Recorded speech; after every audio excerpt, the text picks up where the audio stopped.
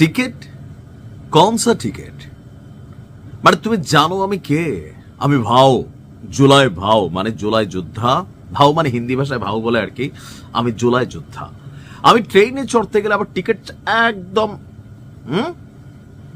মানে এই টাইপের ঘটনা কি চলবে কিনা আসিফ নজরুল স্যারের কাছেও একটু জানতে চাই, যেহেতু নতুন একটা আইন হচ্ছে আর সেই আইনে জুলাই যোদ্ধাদের দায় মুক্তি দেওয়া হচ্ছে।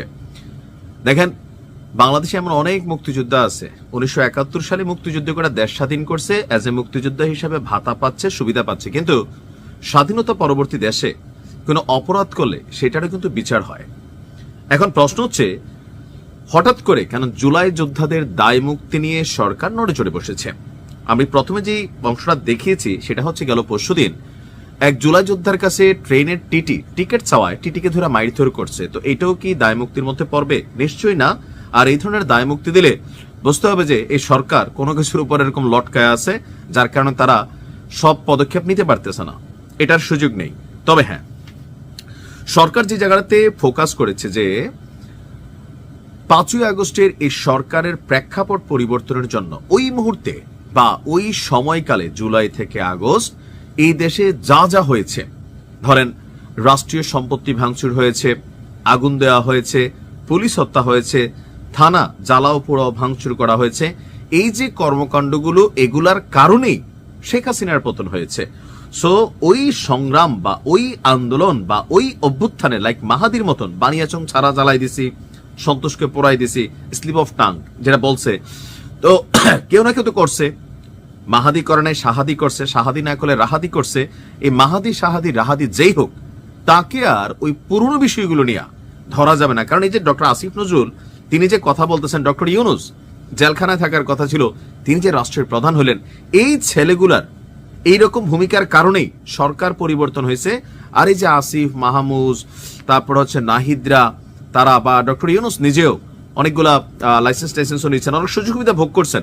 সেগুলা কেন হয়েছে? ছাত্ররা ওই জায়গাতে প্রশ্ন করেন, আপনি যেখানে বসে আসছেন আইন দেখান আমারে, আরে আপনি তো আইনের বাহিরে আপনি সরকার তৈরি করছেন, এই জায়গাটাই একটা ফ্যাক্ট। তো যখন ছোট মুখে পোলাপাইন বড় বড় কথা বলা শুরু করছে, সরকারের মধ্যে টেনশন তৈরি হয়েছে, ঘটনা তো সঠিক। তো সেই জায়গা থেকে 8ই জানুয়ারি আমাদের আইন উপদেষ্টা বা আইন মন্ত্রী জুলাই যোদ্ধাদের দায় মুক্তি অধ্যাদেশের একটা খসড়া তৈরি করেছে আইন মন্ত্রণালয়। শীঘ্রই এটি অনুমোদনের জন্য ডক্টর ইউনুসের যে উপদেষ্টা পরিষদের বৈঠক, সেখানে এটা তোলা হবে। আর আসিফ নজরুল বলছেন যে জুলাই যোদ্ধাদের দায় মুক্তি শীর্ষক ওই পোস্ট ওনার বক্তব্য, জুলাই যোদ্ধারা জীবন বাজি রেখে ফ্যাসিস্ট শাসন থেকে দেশকে মুক্ত করেছিল, অবশ্যই তাদের দায় মুক্তির অধিকার রয়েছে। জুলাই গণ অভ্যুত্থান কালে ফ্যাসিস্ট শেখ হাসিনার খুনিদের বিরুদ্ধে, এখন এই খুনি কারা, সেখানে পুলিশও আছে, বিভিন্ন জায়গায় যেখানে যাদেরকে মারা হয়েছে তাদের বিরুদ্ধে যে প্রতিরোধমূলক কার্যক্রম করেছিল, সেজন্য তাদের দায় মুক্তি দিয়ে আইন প্রণয়নের প্রয়োজন আছে। অর্থাৎ এখন চাইলেই আর তাদেরকে গ্রেপ্তার করা যাবে না। আবার এমন আলোচনা শুনছি জুলাই যোদ্ধাদের গ্রেপ্তার করতে হলে হাইকোর্টের অনুমতি লাগবে। তবে এই 5ই আগস্ট পরবর্তী সময় অনেক জুলাই যোদ্ধা চাঁদাবাজে পরিণত হয়েছে, বাটপারে পরিণত হয়েছে, লুটেরায় পরিণত হয়েছে। তো এদের হাতে নাতে ধরার পরেও কি হাইকোর্টের অনুমতি ছাড়া এদেরকে গ্রেপ্তার করা যাবে না? এই বিষয়গুলো এখানে স্পষ্ট করা উচিত, নিশ্চয়ই স্পষ্ট হবে। তিনি লিখছেন, এই ধরনের আইন প্রণয়ন সম্পূর্ণ বৈধ। যে তারা যে অন্যায় করছে, এটা অন্যায় আওয়ামী লীগ সরকারের জন্য, বাট দেশে তো একটা বিপ্লব হয়েছে।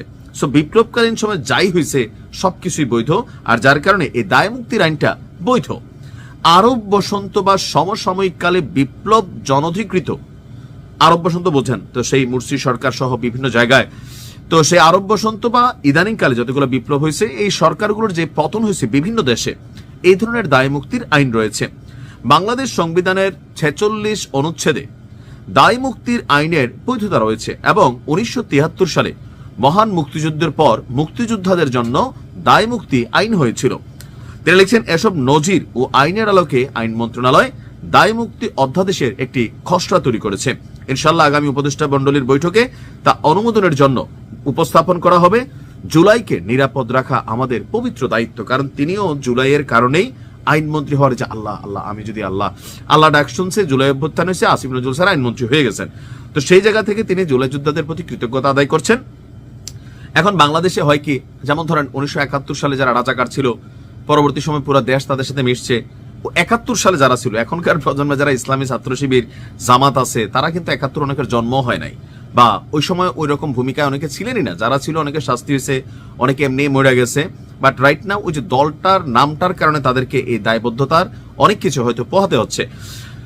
তো এখন জুলাই যোদ্ধাদের সকল কিছুকে আসলে পজিটিভ না, পজিটিভ নেগেটিভ দুইটাই আছে। অনেকে আছে যে জুলাইটাকে হোল্ড করতে চায়, আবার অনেকে আছে এটাকে ধারণ করতে চায়, নতুন বাংলাদেশের বন্দোবস্ত চায়, মানুষকে মানে বাংলাদেশকে পরিবর্তন করতে চায়, লুটপাট দুর্নীতি এগুলো থেকে বের হয়ে একটা নতুন বাংলাদেশ, নিরাপদ বাংলাদেশ যেখানে প্রত্যেকের সকল কিছুর অধিকার থাকবে, এটা চায়। আবার অনেকে আছে যে ওই সময় করছি, এখন আমি ফয়দাটা নিব না কেন। ওই সময় অনেকের বাড়িতে টিনের ভাঙা একটা বেড়া ছিল, মাটির নিচে অর্ধেক, আজকে তার 5 তালা দালান, নির্বাচনী হলফনামায় তার কোটি কোটি টাকা, তার শরীরেও মাংস হয়েছে, চেহারায় উজ্জ্বলতা হয়েছে, ব্র্যান্ডেড জামা কাপড় তৈরি হয়েছে।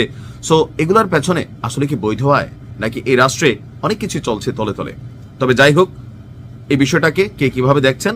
যেহেতু জুলাই একটা আন্দোলন ছিল, তো সেই আন্দোলনকে সরকার মনে করছে, বিশেষ করে মাহাদির ঘটনায়, সুরবির ঘটনায় তাদেরকে স্পেশালি জামিন দেওয়া হয়েছে। আর এরপরেই জুলাই যোদ্ধা যারা আছেন, কারণ দেশে তো ঘটনা হয়েছে আর এই দেশের মানুষই করছে, সো তাদের বক্তব্য এটা আমরা স্বৈরাচার বিদায় করতে করছি, ফ্যাসিস্ট শেখ হাসিনাকে বিদায় করতে করছি। সো আপনারা অবশ্যই আমাদেরকে দায় মুক্তি দিবেন, কারণ এই সরকারটা আমাদের। মাহাদির কথা ভুলে গেছেন যে আপনারা যে চেয়ারে বসে আছেন, এই সরকার তো আমার, আপনি আমার পক্ষে কাজ করবেন, আপনি কিসের আমাকে পুরান ঘটনা দেখাচ্ছেন? তখনই কিন্তু সে জোশের বসে বা সত্য মিথ্যা সে ভালো জানে, সে কিন্তু ডায়লগটা দিছিল। আর তাকে গ্রেপ্তারের পর সারা বাংলাদেশে জুলাই যোদ্ধাদের মধ্যে ভয়ে কাজ করছে। ইভেন অনেকে এটা মনে করছে যে বিএনপি ক্ষমতায় আসলে জুলাই যোদ্ধাদের ব্যাপারে শক্ত অবস্থান নেওয়া হবে। এটা কেন মনে হচ্ছে? এটার কারণ হচ্ছে এনসিপি। আর ওই যে এনসিপির এখন কয়েকজন নেতা আছে বা জামাতের সাথে জোট আছে, তারা প্রতিনিয়ত বিএনপিকে নিয়ে মানে রাজনীতি তারা দল করবে, ভবিষ্যতে তারা ক্ষমতায় যাওয়ার জন্য প্রতিনিয়ত বিএনপিকে তারা অ্যাটাক করতো। মানে আওয়ামী লীগ তো আর নাই, শেখ হাসিনার কথা বললে এখন কেউ শোনে না, এখন শুনে তারেক জিয়ার কথা বললে, বিএনপিকে নিয়ে কথা বললে, তবে বেগম খালেদা জিয়াকে দলমত নির্বিশেষে সবাই শ্রদ্ধা সম্মানের জায়গায় রাখলেও দল হিসাবে বিএনপির বিভিন্ন সমালোচনা তারা বিভিন্ন সময় করেছে। আর বিএনপিও তাদের জায়গা থেকে মাঝে মাঝে রিয়েকশন দিছে। আর এই যে পাল্টাপাল্টি অবস্থানের কারণে অনেকে মনে করছে যে বিএনপি ক্ষমতায় গেলে অনেক কিছুর বিচার হইতে পারে, বিশেষ করে পুলিশ হত্যা, থানা জ্বালাও পোড়া। কারণ পুলিশ হত্যা একটা কমিউনিটি, তাদের মধ্যে এই বিষয়গুলো নিয়ে অবশ্যই একটা হেডেক আছে, বা মনে মনে গোসা আছে, ক্ষোভ আছে, তারাও চায় তাদের সতীর্থদের বিচার। তো এখন এই যে সন্তোষ শর্মারে মারছে, সন্তোষ শর্মা সম্পর্কে এই মেহেদীদের বক্তব্য কি? যে সে অনেকগুলো মানুষকে হত্যা করছে জুলাই আগস্ট মানে আন্দোলনকে দমানোর জন্য, সো সে ফ্যাসিস্টের সহযোগী ছিল, এরকম কিন্তু তাদের বিরুদ্ধে ট্যাগ দেওয়া হচ্ছে। তো সবকিছু মিলিয়ে এখন যে আইনটা হচ্ছে, এটা কতদিন বলবৎ থাকবে বা ভবিষ্যৎ সরকারগুলো এটাকে কতটুকু সম্মানের সহিত দেখবে, সেটা হচ্ছে কথা। ভালো থাকুন, আসসালামু আলাইকুম।